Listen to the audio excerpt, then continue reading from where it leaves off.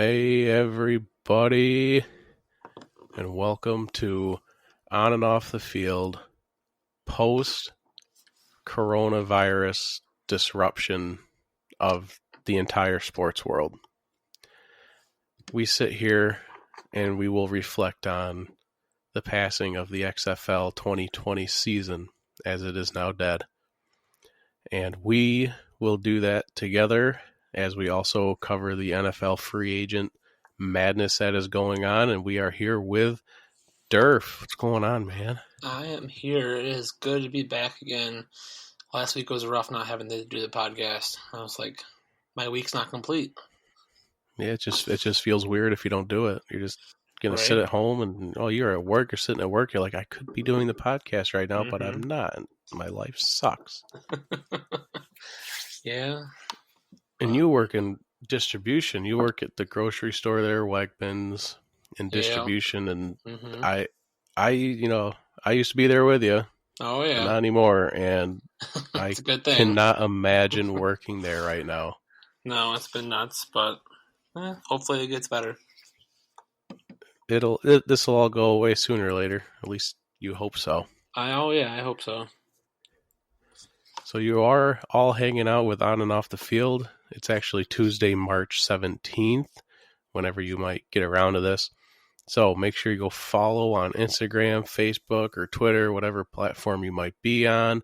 Head over to onandoffthefield.com. You can go to rtfsportsnetwork.com, and there you can listen to this show on Thursdays from 4 to 5 p.m. Eastern Standard Time.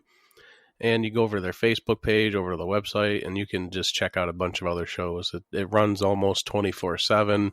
A lot of great shows, a lot of great talent on the RTF Sports Network. And you can join our giveaway still. It's dwindling down here. I think there's next week, and then we're drawing. So yeah, next week, and then the week after that, we're drawing. So you're running out of time. If you do follow on Instagram, Facebook, or Twitter, you go to iTunes and rate and review the show, and then send us an all hail the Jockstrap King email from the onandoffthefield.com contact us page near the bottom of the homepage. You will be entered, and we're going to randomly draw names. The first name drawn, you're going to get a nickname. Durf and I will give you some kind of nickname that'll forever live on the show that hopefully you will love and won't be offensive in any way. The second name drawn, Fred and I will autograph something for you. Whether that be just a blank piece of paper, t-shirt, whatever you want. I'm not going to sign, dirty underwear or something weird, but, whatever you want, whatever your heart desires, we will do it. And then the third name drawn, you're going to have $50 sent to your favorite charity or foundation from us. And you can come on the show and talk about the foundation or the charity, or we can do it for you. And then you will also get a nickname and something autographed. So it's a great, fun little giveaway that, gives back to your charity, your foundation that you care about, a little bit of money there. And it's just fun. It's a good time. So, as we stated when we were about to get started, just a quick heads up that I am sick still. It's been rough. I had to take off of work today, but I'm chewing on cough drops. I took ibuprofen like an hour ago, so I'm hitting the sweet spot right now where I'm feeling like okay. So we're powering through in this kind of strong point of the medication. So hopefully I won't be coughing in your faces or ears, I guess, and sneezing and whatnot. So, but as we did mention, the coronavirus has killed the XFL. At least the 2020 season. They did come out in their statement and they said they look forward to future seasons. So they will be back. It's not completely dead, but the 2020 season is over. And it's very unfortunate because I was really looking forward to watching the Wildcats against the Dragons. It was coming up in week 5, I think, or week 6. It was going to be a fun week, and it's dead. And it was a very boring weekend. I mean, I was sick, so I was just Mm-hmm. sat on the couch still anyways, but I didn't get to watch football. What did you do with your weekend, your footballless and sportless weekend? Well, Saturday I was working. That turned into a 10-hour day. Um, but other than that, came home and it was like decontaminate from coronavirus, and then it was like, what do we do? That um, was basically me all weekend. What do I do with my yeah, hands? yeah, but yeah, go off Sunday and I'll celebrate St. Patrick's Day on Sunday just because it was time to worked out with me being off that day. So I got my corned beef filling, Corned and beef. oh yeah, corned beef and Nice. cabbage and all the good stuff. Um, but yeah, that was the extent of my weekend without sports. It was a weird one. And my favorite thing going around on the internet is like day 3 without sports, day 4 without sports. That's so It's like good. day 2 without sports. Found out my wife's favorite color is yellow. Who the hell's favorite color is yellow? What Day is yellow? 3, I found this woman sitting on my couch. Turns out she's my wife. Seems like a nice person. Those are good ones. uh, I've enjoyed those. There's not too many of them. I hope they keep going. Whoever's making them, keep making them because Yep. they really cheer up my day. Yeah. But we're at least. It seems like we're going to be quarantined from sports. Mm-hmm. I mean, I think I've heard June for the NBA. And I've Wow. heard maybe some come back in May. Like I Mm-hmm. think NASCAR might pick up some races in May. Yeah, I think I the MLB is trying to make opening day sometime in May.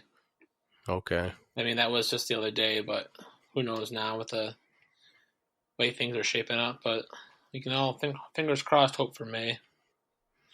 It just feels so weird. Like normally this is your time of year where you're really diving into all the sports, Mm-hmm. and now it's basically zero. Yeah. Thank God we have the NFL, but we'll definitely get to the NFL here Mm-hmm. momentarily. But we do want to give our farewells to the XFL, and we will still keep our eyes on XFL players, and we'll be looking for XFL news. I've heard rumors that they might be adding more teams for next season, so we'll see where those might drop in. But all rumors. We will not track the XFL. It'll still be in our hearts and in our minds, but the season is in fact over. So I just jotted down my final power rankings for the the end of the 2020 season.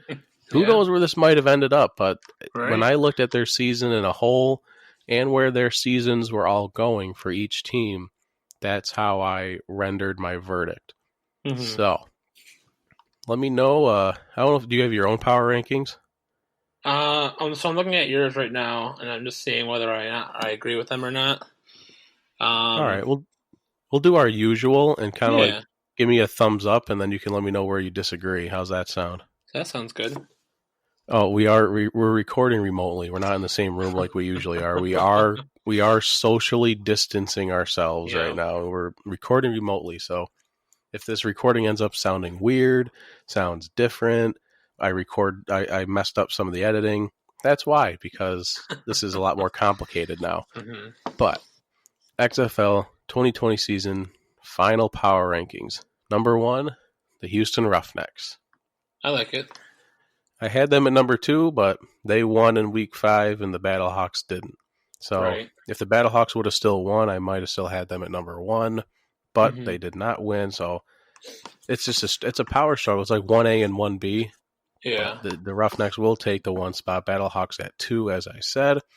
And then I had the Guardians at 3. I just loved what they were doing those last 2 weeks. Luis Perez he's not a gunslinger, but he's a backup quarterback that doesn't make mistakes, or at least Mm-hmm. minimal mistakes. And the defense found itself again. They were tearing up everything. I think with Terrell, oh man, shouldn't even have brought it up. I remember that one Terrell guy in the defensive line was an absolute monster. And Mm-hmm. the Kevon Walker, who I'll get to in a moment, defensive tackle Kevon Walker, absolute monster on that line as well. Mm-hmm. The Guardians just have a great defense, and Luis Perez came in and did a great job. So I liked where they were going. Number 3. All Number right. 4, the DC Defenders. And it was such a hard. It just boiled down to if they played on the road, they sucked, and if they played at home, they were good. Right. And that goes for the whole team except Cardale, because he only threw 2 passes in week 5, and one of them was intercepted, and the other one got thrown in the dirt. So overall, Cardale just a rough last 3 weeks of the season. Mm-hmm. But the defense stepped up in week 5. Tyree Jackson came in and looked okay. It wasn't great, but I liked the Defenders as a team. Pep Hamilton was able to, he put in his backup and got the win. The defense stepped up. It just looks like a team that is whole at most Mm-hmm. times. So I put them pretty much right in the middle of the pack there, number 4. All right. Number 5, my Wildcats. They were my favorite team down the stretch because the Dragons just sucked. But I was rooting for the Wildcats for sure. Yeah. It was just a great team. The only reason they're at 5 instead of 4 is because Mm-hmm. I still have question marks about the defense, and I still have question marks about the run game. Yeah. But I had 0 question marks about the passing offense. Mm-hmm. Josh Johnson, Nelson Spruce whenever he came back, Trey McBride, Blacknall, all of them. Mm-hmm. It was just unlimited options. And once they started clicking in week 3, they just never looked back, and they were an explosive offense. Like I said, question marks on defense, question marks in the running game, number 5. Number 6, I was a little surprised that I did this, but number 6, I had the Vipers. But not because they were good, just because the other 2 teams were worse. Right. I like the Vipers where they're going forward. Taylor Cornelius was better. Mm-hmm. The running game was probably the best in the league, except in week 5 where they stumbled a little bit.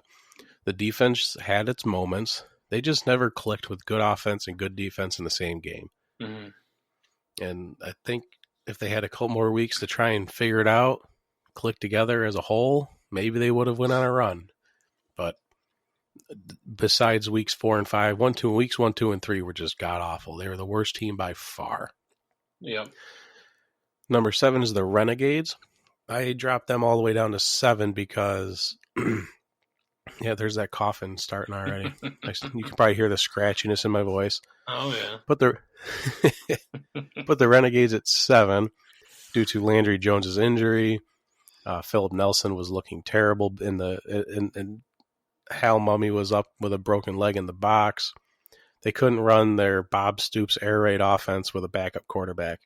Everything on that team just looked like a mess. Whenever Landry wasn't in there, it was a disaster. Obviously, Landry proved that he could not stay healthy. I just didn't like the trajectory of the team. It looked like a mess. And then obviously the Dragons at number 8 because it's the Dragons. They have done nothing to show confidence that I should believe in them at all season. Yeah. Anything you would change there? I think it's a pretty good list there. I mean, maybe I would have put the no, I like it the way it is. I was gonna say it makes perfect sense for the Wildcats over the Vipers, with that last game. Yeah. I mean, the only thing that maybe, depending on how the Renegades would have, theoretically play out the rest of the season, if they could have found something, I could see them being above the Vipers and the Wildcats, but I think that's a good spot for them at 7. And then obviously there's only 8 teams, so Seattle has to be at the bottom. Yeah, it hurts my feelings, but it's a fair spot. It's where they belong. I mean, they changed quarterbacks, so right. I mean, they were at least working on it. They were trying. Yeah. But in only a 10-week season, I just don't think they would have been able to figure out in time to, make the playoffs or anything like that. Right. Alrighty, Very we're going to take true. our first break here at the 15-minute mark. It's already been 15 minutes, Fred. Oh boy. Time flies when you're having fun. We're gonna close out the XFL when we come back, and then hit the NFL free agency market very hard. It's a crazy wild one this year. Oh All right, yeah. you're listening on Off the Field. We'll be right back.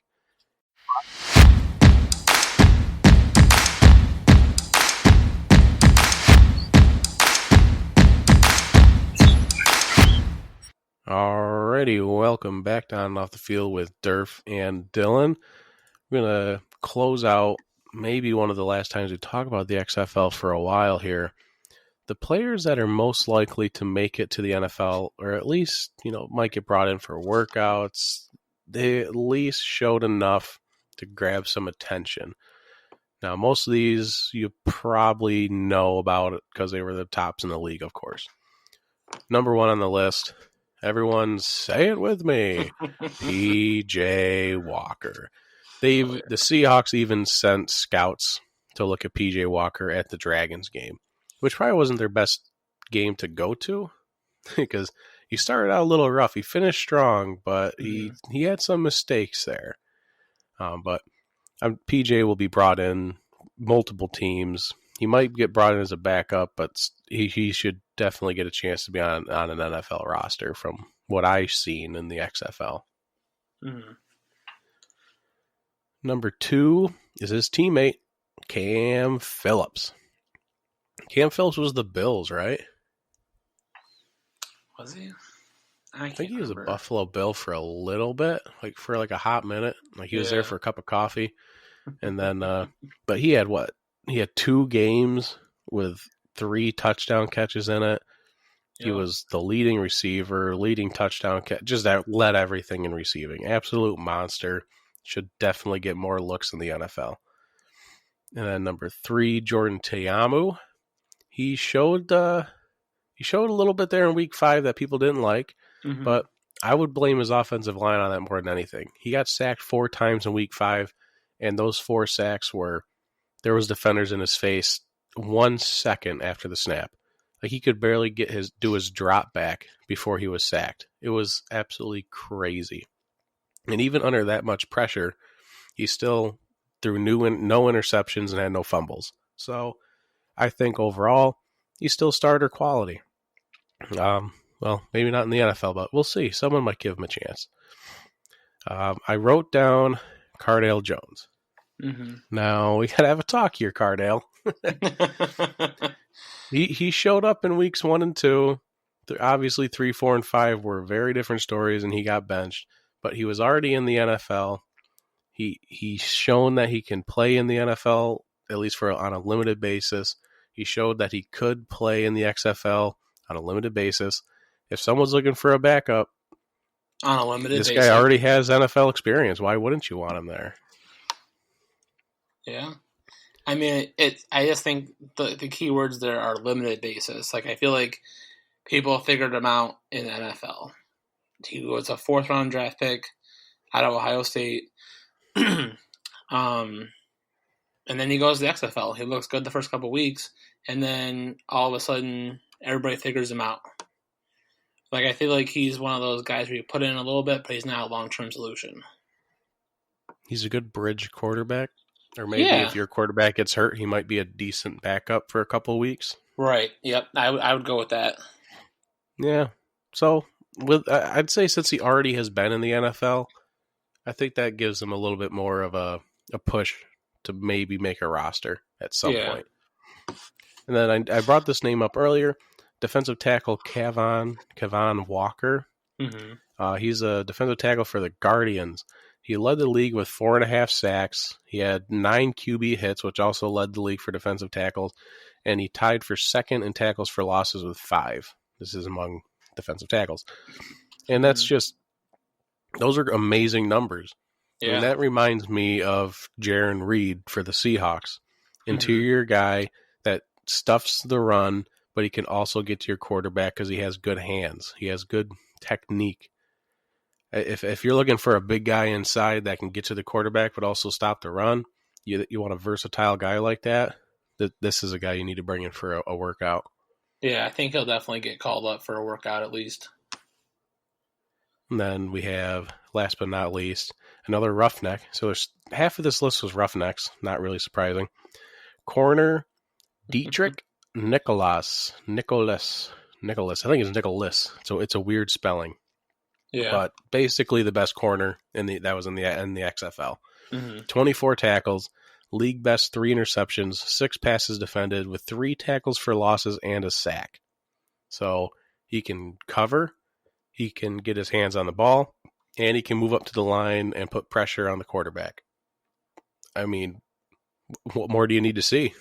Right. I mean, it's like also like seeing those stats. Like, how did he not make an NFL roster? I think I read he was with the Cardinals for a little while, but I don't think he made an active roster out of preseason. So he was definitely there. Yeah. Maybe just couldn't beat people out, but with these yeah. numbers through 5 weeks, someone's got to give him another chance. There are plenty of corner hungry teams out there that need, even if you just need a third guy, someone for the nickel package. Right. Just every team needs a corner, and this guy showed that he can be productive. Mm-hmm. All right, Fred. That's all I got on the XFL. Yeah. I think we're going to have to put it to bed. Yeah, I think it's, well, remember, it's gone for now, but not forgotten. Definitely not forgotten. It should definitely come back. Sounds like I feel like it was a successful 5 games as compared to last year's AAF. And, I mean, get this disease out of the country and let's get back to some sports. Amen to that. Yes, sir. I was just really hoping, just because it's the inaugural season, get the disease out of here, take the 4 top teams, and have the XFL playoffs. I know they would never do that, but I just wanted it. Like, give it to me. Right. I want it. But rest in peace, XFL season 2020. Gone but not forgotten. And then we will be waiting for the 2021 season. Can't wait. So, on to the NFL. Plenty of stuff to talk about in the NFL. Oh, my goodness. First off, the NFL CBA did pass on Saturday, even though a bunch of people hate it. And there's just so much. What was it? 476 pages were sent to the players to read through for this 10-year deal. Yep. Yeah, that's no one's reading that.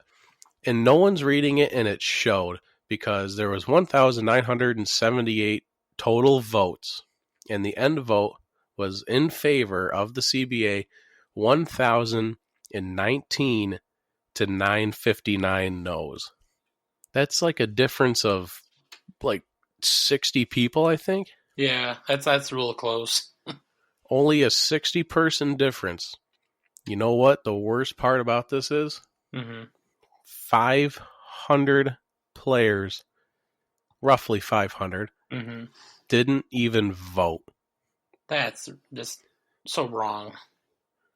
This is a 10-year deal of your future in the league, and I get it.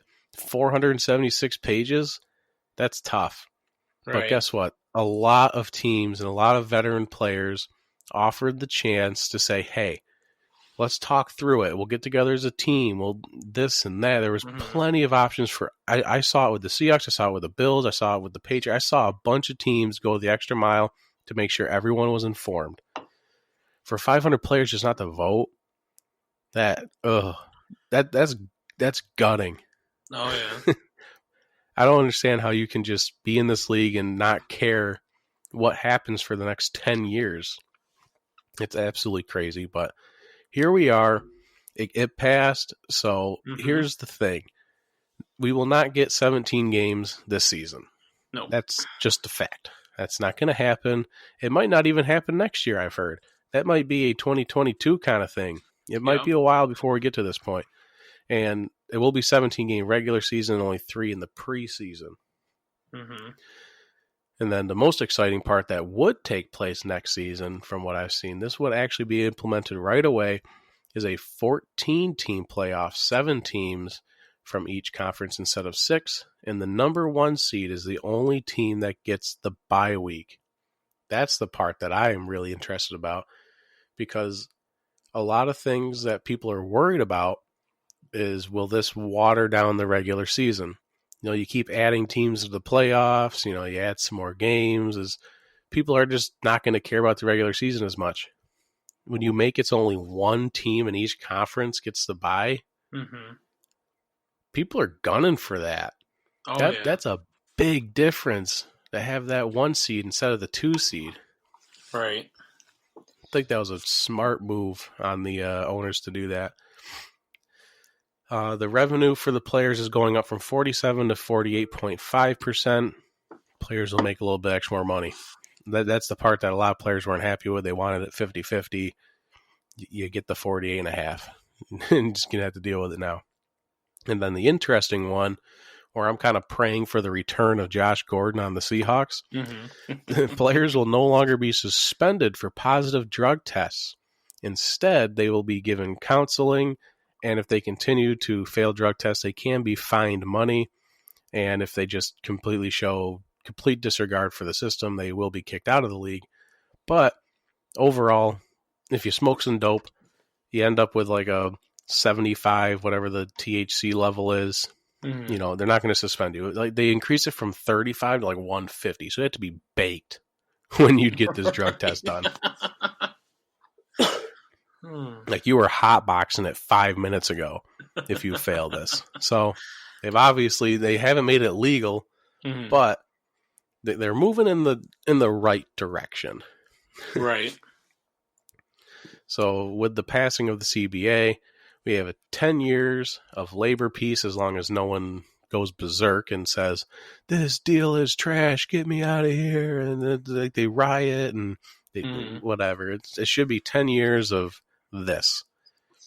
And with the new CBA passing, Eric Winston is no longer the head or the chairman of the NFLPA, since he has retired from the NFL.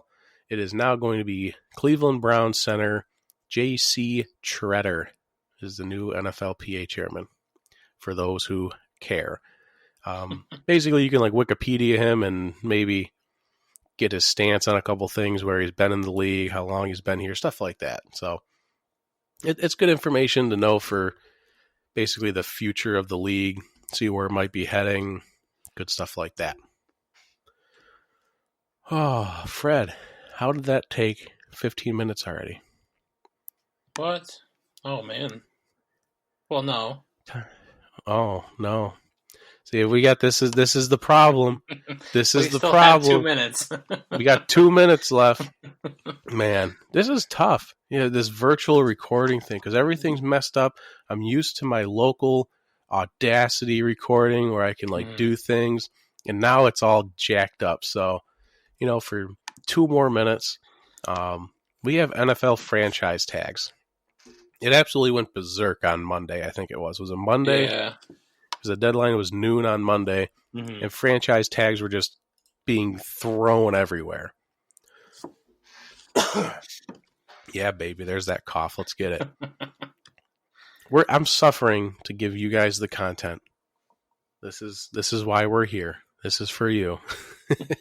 So I get to cough in your ear. So a couple of we'll give you a couple here. We'll tease you. Tampa Bay did a tag outside linebacker Shaquille Barrett, which will give him a salary roughly of $16.12 million for the next season. And everyone knows the Shaq story. He absolutely exploded for 19.5 sacks, 19 tackles for losses, 37 QB hits, and now they have Ndamukong Suh and JPP to fight alongside him for the future because they re-signed JPP. I don't see it. It would be shocking if this, because he had a very slow beginning of his career, but he came out this season and he showed why he should be paid. For some reason, they couldn't get a long-term deal done. I'm sure they'll be working on it. I don't know why you'd let a guy like this walk after a 19.5 sack season, but Right. that defensive front is a beast to handle. And I remember watching them when they played the Seahawks, and the Seahawks could get nothing done because they dominated the front seven. It's a really great defense they got over there. It's just a matter of who's going to be the quarterback of the future, which is one thing that we have not figured out yet. And maybe we will here in the future. But now we are going to take our break. I think. I have it now. Yep. Oh, We're yeah. going to take our break right now. You're on and off the field with Durf and Dylan. We shall be right back.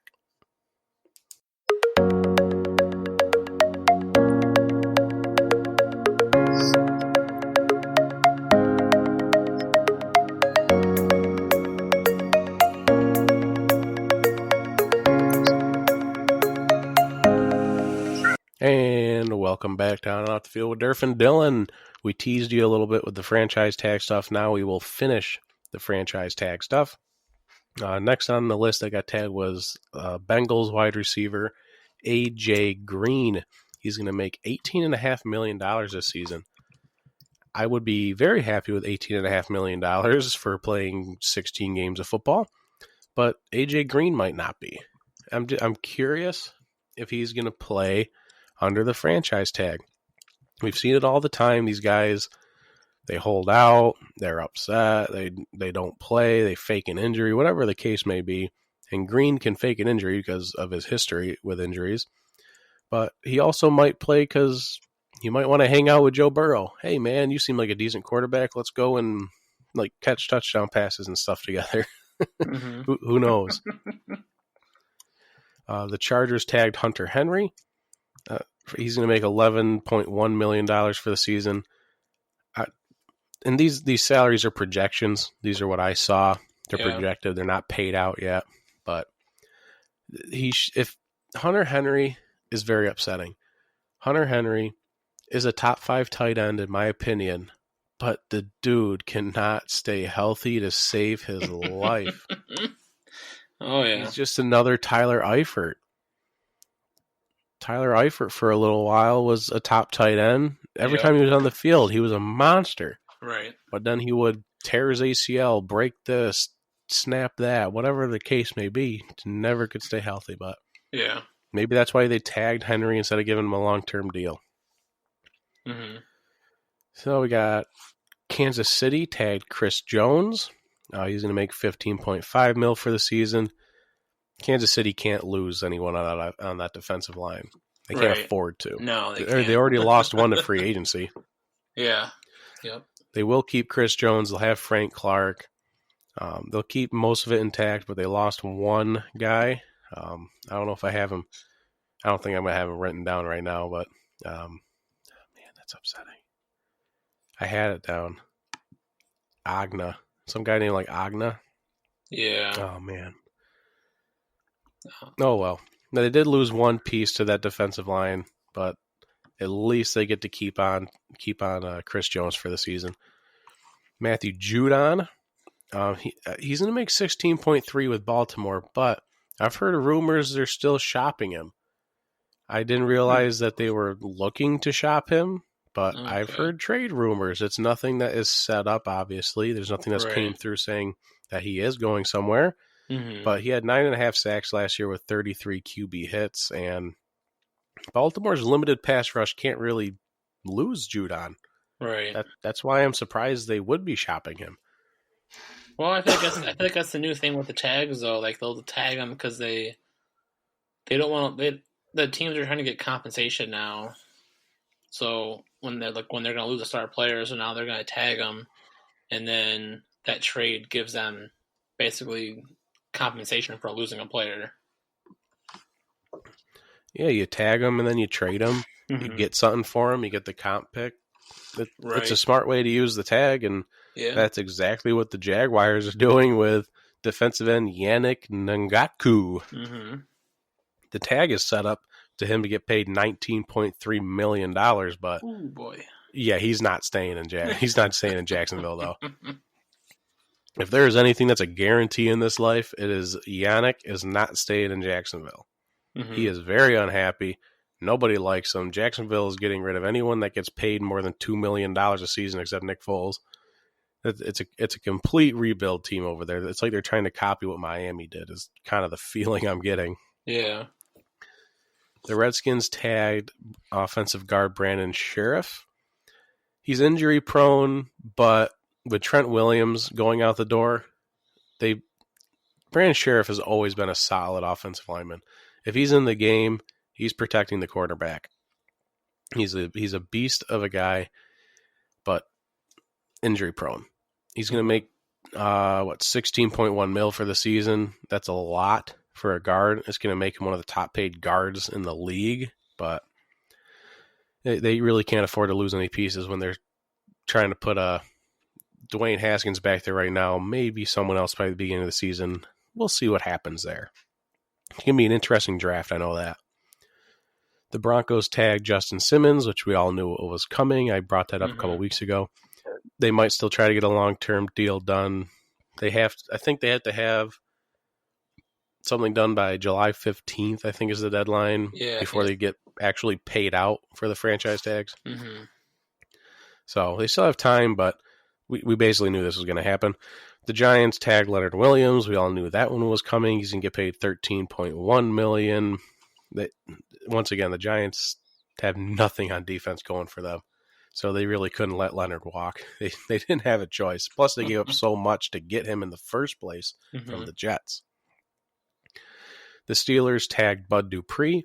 It's kind of like the same story as with the Buccaneers, Shaquille Barrett.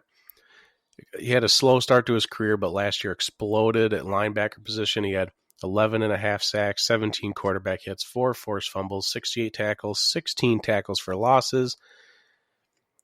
It's a starting linebacker stat line right there, in my opinion. That's solid.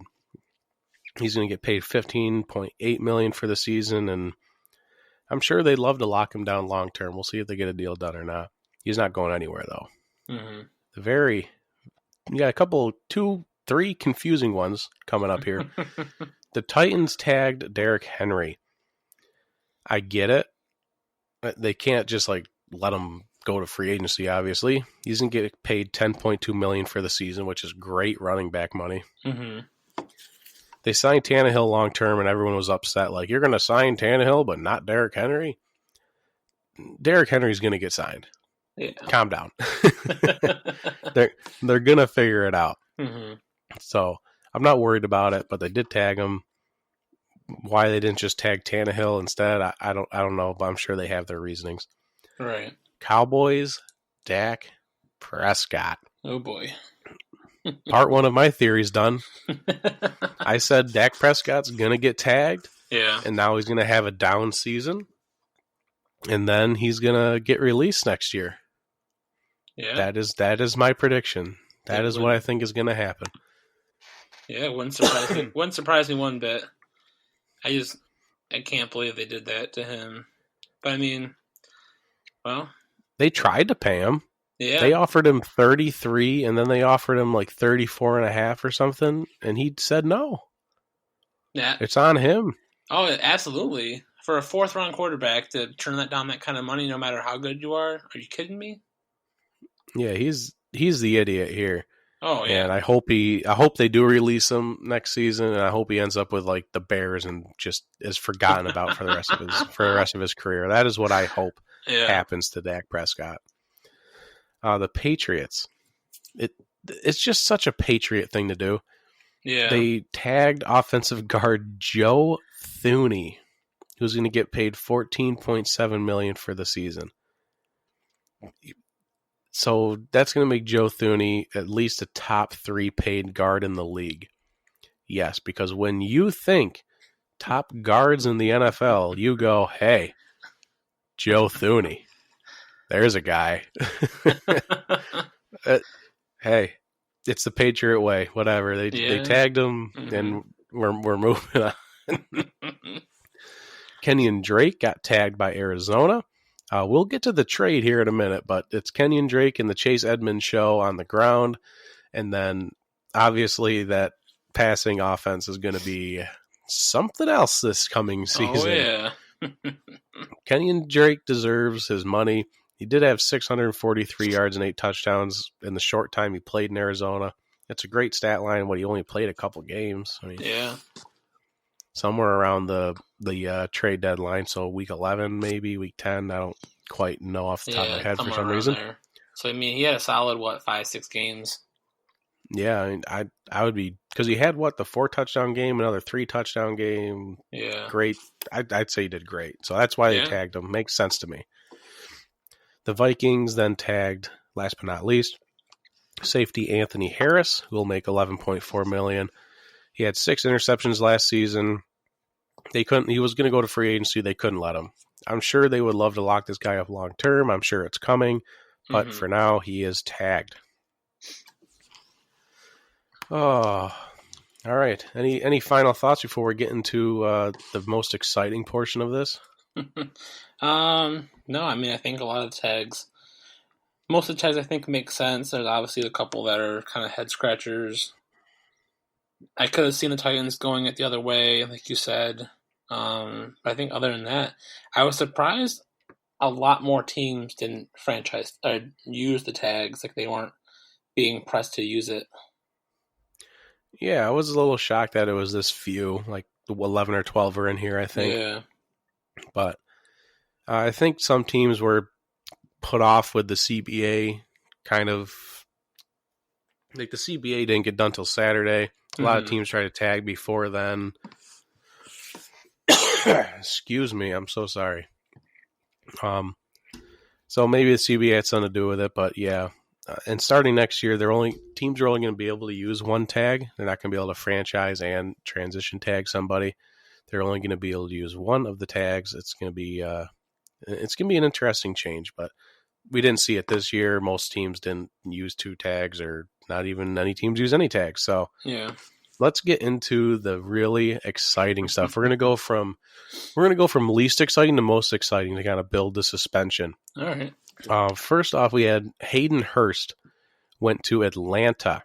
They had to fill the gap that Austin Hooper left.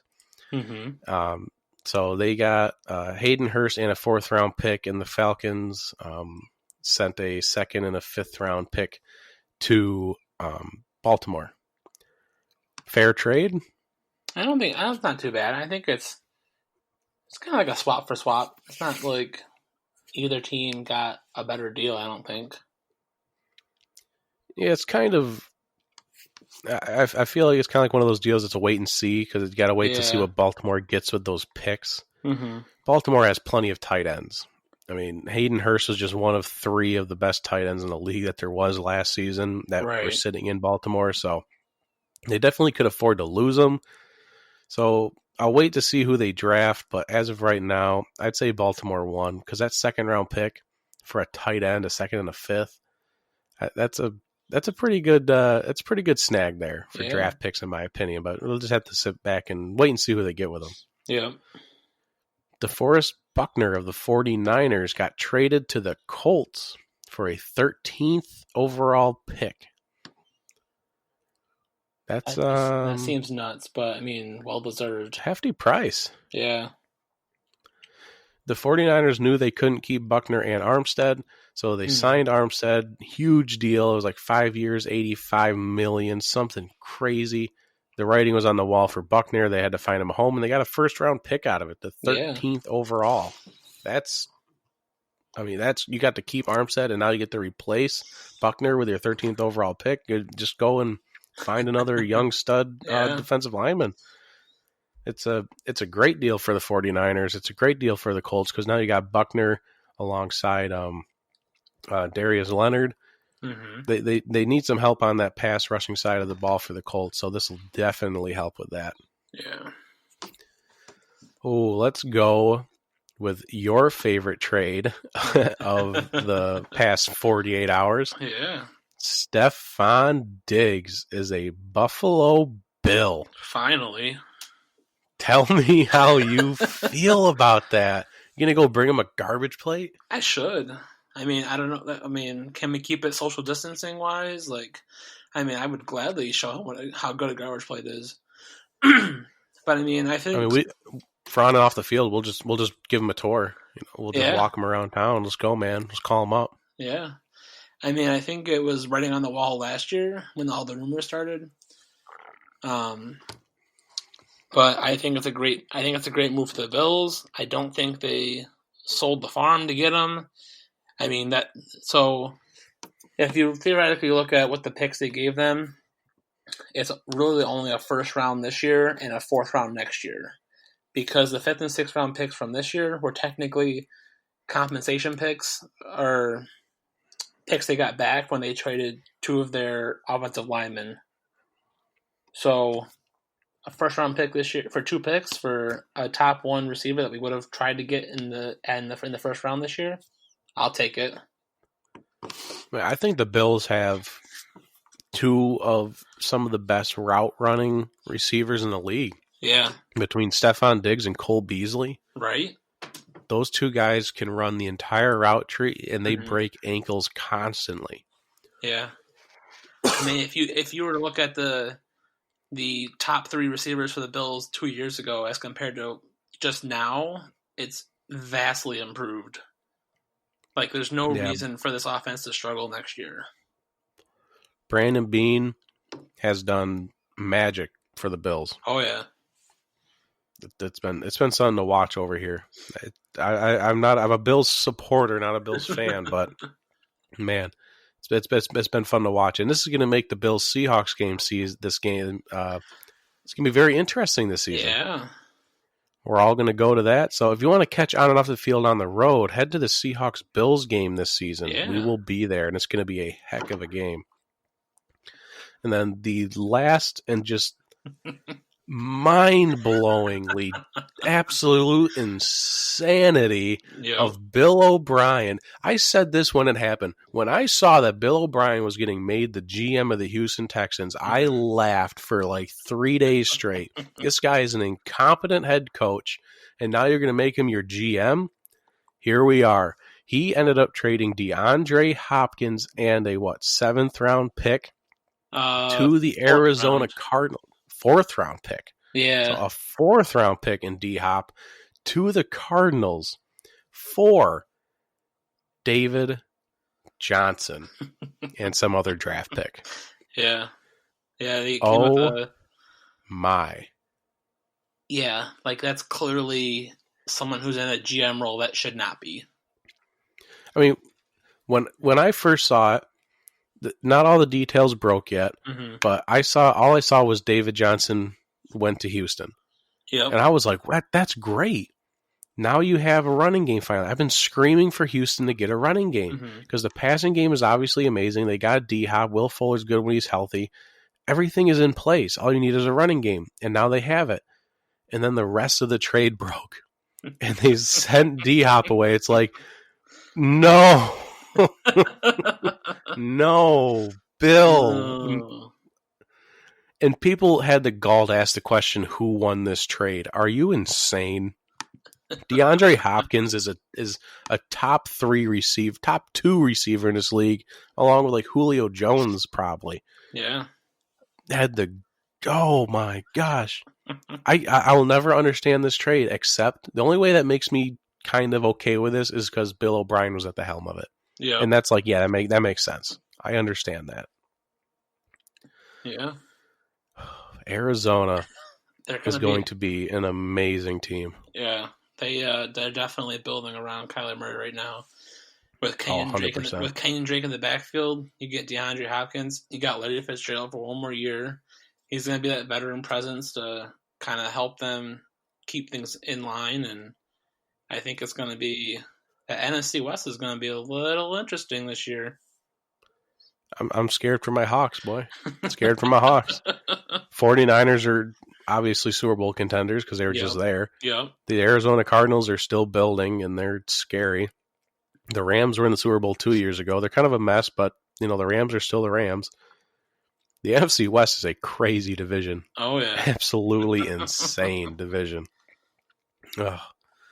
So those were the big trades. We could sit here for hours and talk about every single deal that was made, but just go over at onandoffthefield.com and go over to the social media pages.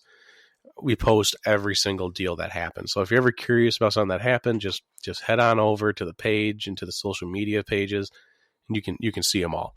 So we're just going to hit our winners and losers so far. Obviously, we're not even close to being done yet Yeah. with free agency. But for the first 2 days, a lot of things happened. I'll give you one of my winners, and I'll let you give me one of your winners. My first winner is the Miami Dolphins. The Yeah. Miami Dolphins have successfully tanked. I say that with kind of air quotes, or at least with a little hesitation, because they still have to draft. Right. They have 14 picks, and 5 of those picks come in the first 2 rounds of this year's draft. They're obviously going to do their best to get Tua. I'm sure they will. If they have to go up to number 2 to get him, they can. They have 14 draft picks. But depending on how they draft, they had almost $100 million in cap space for this season. They ended up signing offensive lineman Eric Flowers, corner Byron Jones, 2 edge rushers, and Emmanuel Agba. There's your chief. Mm-hmm. Shaq Lawson, and linebacker Kyle Van Noy, and now running back Jordan Howard. They're just throwing money around, and these are top-tier talents at all of these positions, maybe with the exception of Jordan Howard. Yeah. They have successfully tanked. They gave themselves a bunch of cap space, a bunch of draft picks, and they will – I'm keeping an eye on them this year. Yeah, Maybe not definitely. this year, but next year for sure. Yep. I'm obviously not gonna call them playoff or Super Bowl contenders, but this team has done an amazing job rebuilding, and this quickly too. I'm quite impressed. Who do you got for a winner? Oh, go ahead. Yeah. Oh, I was just gonna say, like, looking at the contract deals here, they really didn't overpay anybody incredibly over. Like they still have. Looks like they still have some room in the cap there that they could make a couple of little splashes still probably. But I would think to go on my winner. I mean, I'm gonna do the hometown thing. I'm gonna go for the Bills. I think. Do it. I think picking up Diggs was great. I think the trade makes perfect sense for them. Didn't sell the farm on draft capital, and that just goes back to some good management with Brandon Beane, and I mean they picked up a defensive end. What was it, Mario? Or is it Mario Addison? Yeah, Mario Addison. So I mean, 3-year deal. I mean, he's a system organization kind of guy, and I think that's why McDermott and Beane liked him so much. He's obviously a former Panther as well.